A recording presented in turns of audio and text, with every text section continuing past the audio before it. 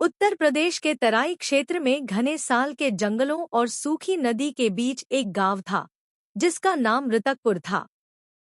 लोग कहते थे कि यह गांव कभी बहुत समृद्ध था। हरे भरे खेत, पशुओं की आवाजें, बच्चों की किलकारियां और शाम को मंदिर की घंटियां पूरे वातावरण को जीवंत बना देती थी। लेकिन एक रात ऐसा कुछ हुआ कि सुबह होने तक पूरा गांव खाली हो गया।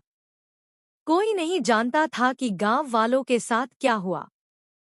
बस इतना कहा जाता था कि उस रात पूरे गांव में एक अजीब सी फुसफुसाहट गूंजी थी, और उसके बाद वहां रहने वाला कोई भी इंसान फिर कभी दिखाई नहीं दिया।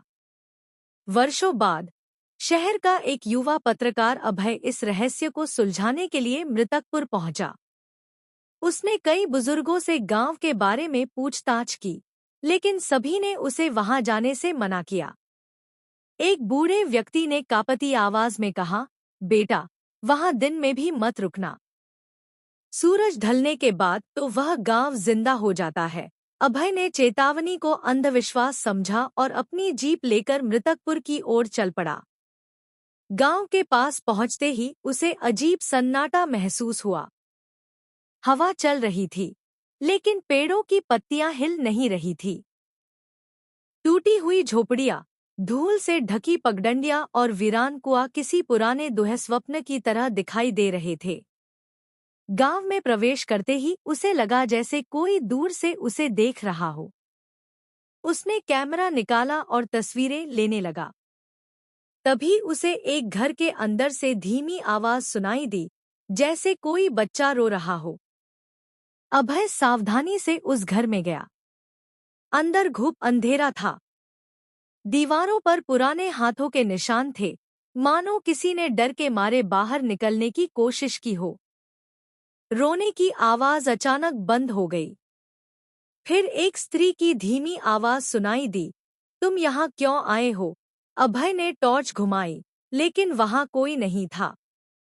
उसके माथे पर पसीना आ गया। उसने खुद को समझाया कि शायद यह हवा की आवाज होगी। वह आगे बढ़ा और गांव के बीच स्थित पुराने मंदिर तक पहुंचा। मंदिर का दरवाजा आधा खुला था। अंदर धूल जमी हुई थी, लेकिन मंदिर के बीचों बीच रखा दिया अभी भी जल रहा था। अभय चौंक गया। वर्षों से वीरान पड़े गांव में दिया कैसे जल सकता था? वह पास गया तो देखा कि दिए के आसपास ताजे पैरों के निशान बने हुए थे। अचानक मंदिर के बाहर से घंटियों की आवाज गूंजने लगी। अभय बाहर दौड़ा, लेकिन वहां कोई नहीं। क्या था? अभय ने डरते हुए पूछा। कौन सी आवाज? बूढ़ी औरत ने उत्तर दिया। उस रात आधी रात को पूरे गांव में एक आवाज गूंजी थी, घर से बाहर मत निकलना। लेकिन कुछ लोग बाहर आ गए।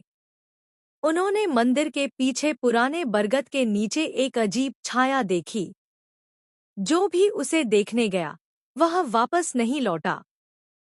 सुबह तक पूरा गांव खाली हो चुका था। हम सब यहाँ फंस गए, अभय ने घबराकर कहा। अगर तुम लोग यहाँ हो, तो जीवित क्यों नहीं हो? बूढ़ी औरत मुस्कराई। उसकी मुस्कान में दांत नहीं थे, केवल अंधेरा था। उसने कहा, क्योंकि हम जीवित नहीं हैं। इतना कहते ही उसके शरीर से धुआं उठने लगा और वह धुंध में विलीन हो गई। अचानक पूरे गांव में चीखें गूंजने लगी। अभय दौड़ता हुआ अपनी जीप की ओर भागा, लेकिन उसे रास्ता नहीं मिल रहा था। हर गली उसे उसी मंदिर के सामने ले आती।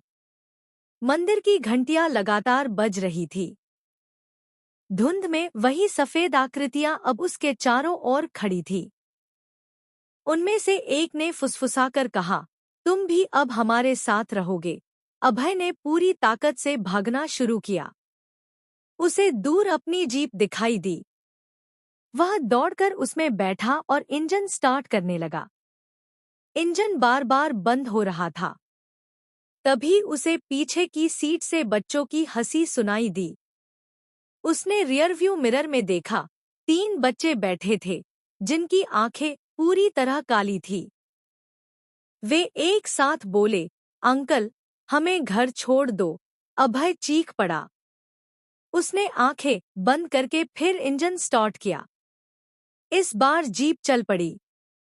वह बिना पीछे देखे तेजी से गांव से बाहर निकल गया। सुबह होने पर वह पास के कस्बे में पहुंचा। लोग उसे देखकर हैरान रह गए। उसकी हालत बुरी थी। चेहरा पीला पड़ चुका था और आंखों के नीचे काले घेरे थे। उसने गांव में देखी सारी बातें बताईं, लेकिन किसी ने विश्वास नहीं किया। जब उसने कैमरा निकाला और तस्वीरें देखीं, तो सभी तस्वीरों में केवल वीरान गलियां थी। लेकिन आखिरी तस्वीर में अभय के पीछे दर्जनों धुंधली आकृतियां खड़ी दिखाई दे रही थी। उनमें से एक बूढ़ी औरत मुस्करा रही थी और उसके होठों पर वही शब्द थे, तुम फिर आओगे। उस घटना के बाद अभय कभी सामान्य नहीं हो पाया। वह बार बार एक ही सपना देखता, मृतकपुर की गलियां, जलता हुआ दिया और धुंध में खड़ी सफेद आकृतियां। कुछ महीनों बाद वह अचानक गायब हो गया। उसकी जीप मृतकपुर के बाहर खड़ी मिली, लेकिन उसका कोई पता नहीं चला।